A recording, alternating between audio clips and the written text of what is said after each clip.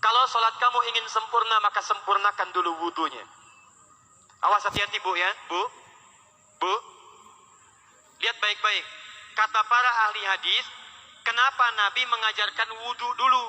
Padahal orang ini yang salahnya sholatnya. Kenapa wudunya yang diajarkan? Kata para ahli hadis, ini menunjukkan ada kaitan antara wudu dengan sholat. Kalau orang benar wudunya, pasti benar sholatnya. Kalau orang wudunya salah, akan berdampak pada tidak sempurna sholatnya.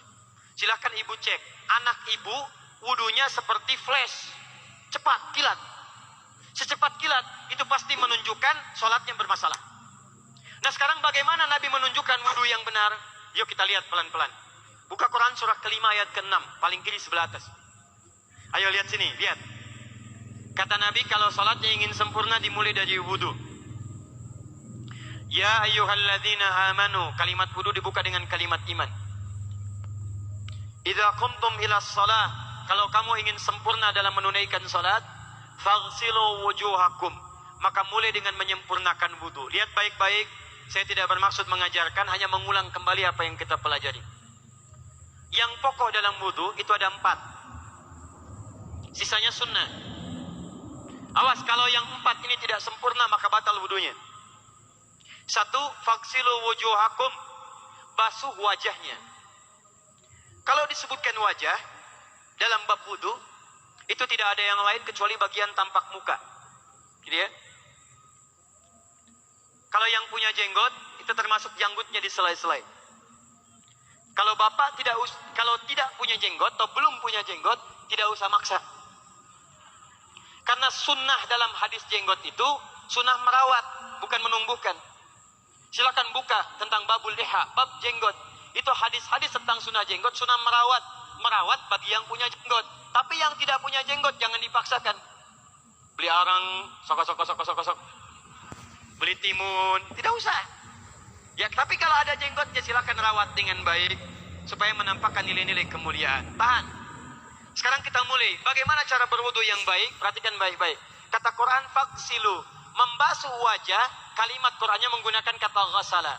Ghasala itu ambil airnya, tumpahkan di tempat yang dibasuh. Ambil airnya, tumpahkan di tempat yang dibasuh. Mohon izin, tahan sebentar. Mas, sini mas. Puntennya, yang kan pantosan, kadia sekedap. Sifat wudu cuma ada 3. 1, pakai keran.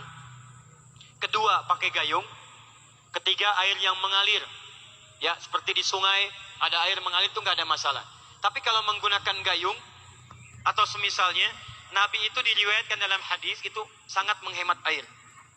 Bahkan pernah beliau kemudian berwudu, kalau kita kemudian hitung, itu hanya sejumlah pak, seaqua gelas pak, cukup. Atau yang kedua, menggunakan keran ya. Kalau sekarang kita ada keran, contoh ini kerannya. Ya, kerannya agak tinggi sedikit. Dan kita sesuaikan. Ambil airnya. Misal contoh, ghasala itu bukan ditumpahkan, ambil air, tumpahkan di tempat yang akan dibasuh begini. Yang telunjuk itu kemudian menghapus atau menghilangkan kotoran di sela-sela mata, contoh. Yang jempol menghilangkan kotoran di sela-sela telinga bagian belakang di sini. Ya. Kalau misalnya saya mulai ambil airnya, kemudian saya tumpahkan di sini, yang telunjuk membersihkan di jari-jari di sini, di sela-sela mata. Yang jempol kemudian membersihkan di sela-sela di bawah telinga sini. Kemudian di selesai. 1. Tahan sebentar ya, ini praktek dulu sebentar. 2. Wa aidiakum ilal marafiq, ini yang sering keliru. Dan tangan sampai siku. Ingat, tangan bahasa Arabnya yadun. Tapi dalam ibadah itu selalu diberikan batas. Misal, ini kafun. Ini asabi'. Ini sampai sini ruslun. Sampai sini, Bapak Ibu sekalian, ini namanya mirfaq, jamannya marafiq. Sampai sini katif. Dari sini ke sini itu yad, tangan. Dalam bab salat, bab wudu, bab ibadah, tidak pernah Al-Quran dan hadis menyebutkan tangan kecuali diberikan batasnya. Contoh, kita saat akan takbir, Allahu Akbar. Lihat An-Nasai nomor hadis 886. Kata Nabi, fawadha'a kaffahul yumna. Maka orang salat itu meletakkan telapak tangan yang kanannya alal yusra, di punggung yang kirinya. Jadi begitu takbir Allahu Akbar, yang kanan meletakkan di punggung kiri. Apa batas meletakkannya? Cuman sampai 3. 1, yang telapak ke punggung begini, jadi boleh begini. Yang kedua, pergelangan ketemu pergelangan begini. Rusgun ala rusgin. Jadi begitu takbir Allahu Akbar, ini boleh. Tapi nggak usah diukur Pak ya, jangan telat. Allah, pas cepat. Boleh nanti lebih sedikit ke sini. Yang tidak boleh, awas, ini dilarang dalam hadis. Yang tidak boleh kata Nabi, jangan engkau bersedekap seperti orang sombong. Kata para ulama bagaimana? Ketika tangannya bertemu dengan mirfaknya begini.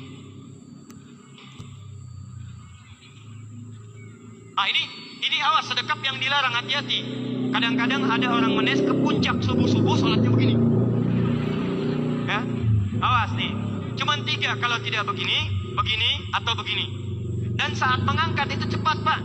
Hadisnya cepat. Fawadha'a. Fa itu di ilmu nahu harfu atfin rabitin baina syai'aini bila hudud. Huruf yang menyambungkan dua peristiwa tanpa jeda, cepat. Jadi antara mengangkat dengan meletakkan langsung angkat Allahu Akbar. Tidak ada gerakan lain. Maaf, saya tidak bermaksud menyalahkan. Saya alhamdulillah ada koleksi 1235 kitab hadis. Saya mencari gerakan dari ngangkat ke meletakkan begini, tidak menemukan gerakan lain. Karena itu jangankan hadis-hadis yang sahih, di kitab hadis palsu pun pemalsu hadis tidak tertarik memasukkan hadis ini. Saking jelas, jadi saat mengangkat langsung begini. Kenapa saya penting terangkan? Karena ada sebagian saudara-saudara kita merasa tidak enak, Ustadz, kalau saya takbir masa kiri duluan, sedangkan kiri kurang bagus, yang bagus kanan. Saya mah pengennya begini aja lah. Begitu takbir kanan duluan baru tutup dengan kiri. Jadi begitu diangkat Allah, kanan masuk, kiri begini tutup. Kadang-kadang kaki naik dikit. Nah, itu maaf, saya tidak bermaksud menyalahkan, tapi saya belum menemukan hadisnya. Dan pemalsu hadis pun tidak tertarik memasukkan hadis ini karena saking jelasnya angkat tutup. Jelas ya? Nah, sekarang lihat sini. Dalam bab wudu, bahasa Qur'annya mengatakan wa aidiakum ilal marafiq, dari tangan sampai siku. Ila dalam ilmu nahu harful ghayah, huruf yang menunjuk pada tujuan, batas dari ke. Ana minal an sa'adhab min Menes ila Bekasi. Saya setelah ini akan pergi dari Menes ke Bekasi. Jadi saya berangkat dari mana? Menes. Tujuannya kemana? Bekasi. Tujuan dalam bahasa Arab menggunakan ila, harfu ghayah. Dari Menes ke Bekasi. Min Menes ila Bekasi. Dalam wudu, lihat. Aidiakum ilal marafiq, ila sampai siku. Bukan dari siku ke tangan. Jadi saat kita mengambil air wudu, ambil airnya, tumpahkan dari sini ilal marafiq sampai ke siku ke sini. Balikan lagi ke depan. Jadi bukan kerannya dibeginikan, sikunya dibeginikan, takut, bukan. Jadi bukan siku diteruskan ke bawah. Yang tepat itu ambil airnya, kemudian basuh dari sini sampai dengan ke sikunya. Hati-hati, ini ada maknanya. Dan jika benar di hadis Muslim, jika orang wudunya benar seperti ini, maka bersamaan dengan jatuhnya air wudu itu, jatuh pula dosa-dosa dan kotoran yang melekat pada anggota tubuhnya. Tidak cukup dengan amin, nanti kita lihat dulu. Teruskan, saya baru caranya dulu nih. Awas. 3. Wamsahu biru'usikum. Wamsahu, lihat. Untuk wajah pakai gosala, basuh. Tangan gosala, basuh. Tapi ketika berpindah pada yang ketiga, wamsahu, berubah jadi masah. Tahan sebentar ya. Cari kelecap, cari. Duduk sini aja. Nih. Lihat sini. Ya, pilih. Duduk di sini atau ngapus. Sudahlah. Datang sendiri, nulis sendiri, ngapus sendiri, luar biasa. Cuman di menes ini. Ini awas, ini penting ini Bu ya, penting. Saking pentingnya susah dihapusnya tuh. Dah sini aja. Masaha. Masaha. Sudah. Masaha artinya mengusap. Kalau yang tadi membasuh, kalau masaha mengusap. Jadi yang ketiga ini tidak usah dibasuh. Jangan tumpahkan air di tempatnya, tumpahkan airnya kemudian usap tempatnya. Pertama, wamsahu biru'usikum. Masya Allah, kata Allah, bagian ketiga usap kepalanya. Awas, hati-hati. Tangan selesai pindah kemana? Bukan ke rambut, tapi kepala. Jadi dalam bab wudu yang diusap bukan rambutnya, kepalanya. Itulah keadilan Allah. Kalau yang diusap kepalanya, semua manusia yang hidup pasti punya kepala. Tapi kalau yang diusap rambutnya, ada ketidakadilan. Karena tidak semua orang punya kepala, punya rambut. Tuh. Nah sekarang lihat sini.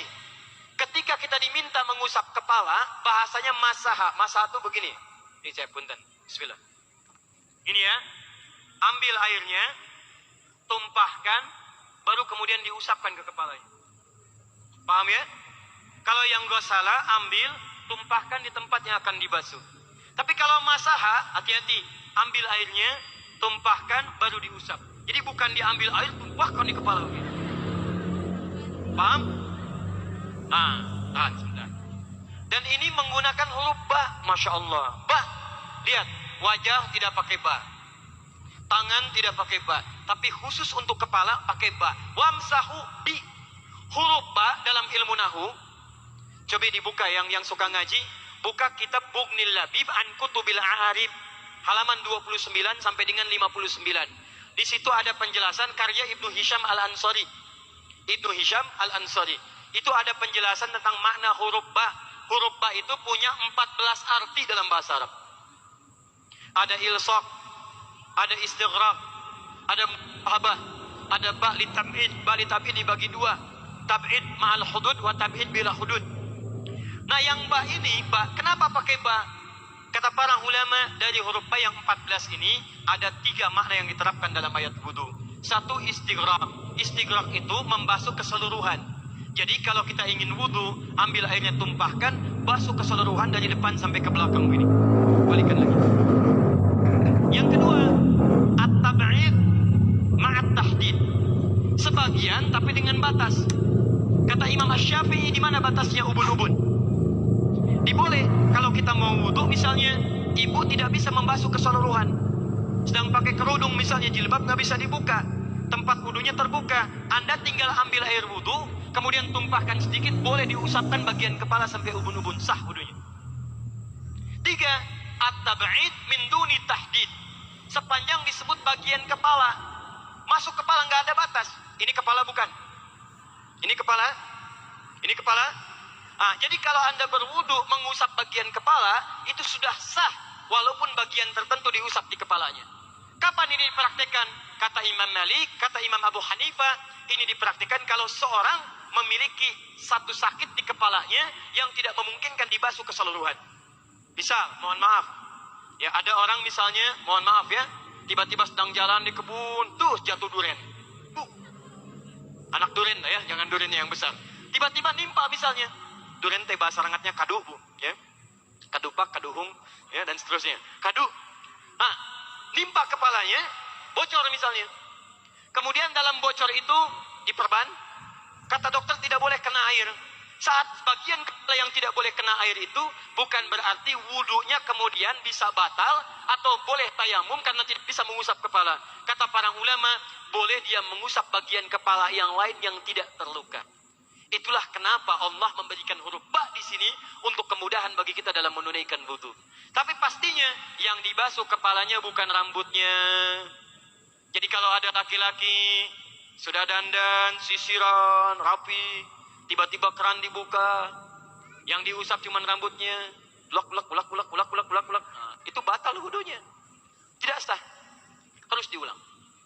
Terakhir kaki. Kaki dibasuh sampai dengan bagian mata kakinya, dan ini tidak perlu saya terangkan, karena mudah bagi kita untuk mempraktekannya. Tapi yang ingin saya jelaskan, satu ini saja. Perhatikan baik-baik. Yang 4 ini wajib wudu. Tambahannya sunnah. Niat dimasukkan dalam wajibnya. Lihat sini. Kumur-kumur, sunnah. Telinga, sunnah. Istinsyak, sunnah. Yang 4 ini wajib. Tapi terlepas dari wajib dan sunnahnya, perhatikan baik-baik. Kenapa ini disebut dengan wudu? Dan hebatnya, Al-Quran mengistilahkannya dengan toharah. Toharah.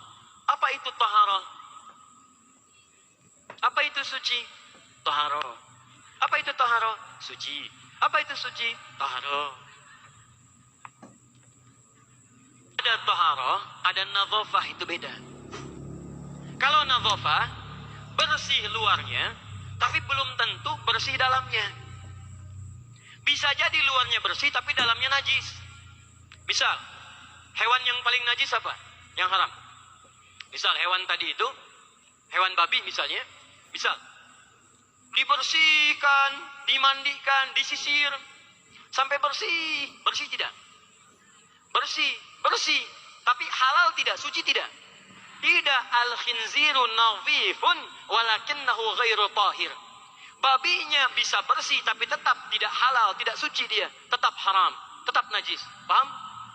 Tapi kalau bersih luarnya dan suci dalamnya, maka kalimatnya berubah dari nadhafah jadi toharah.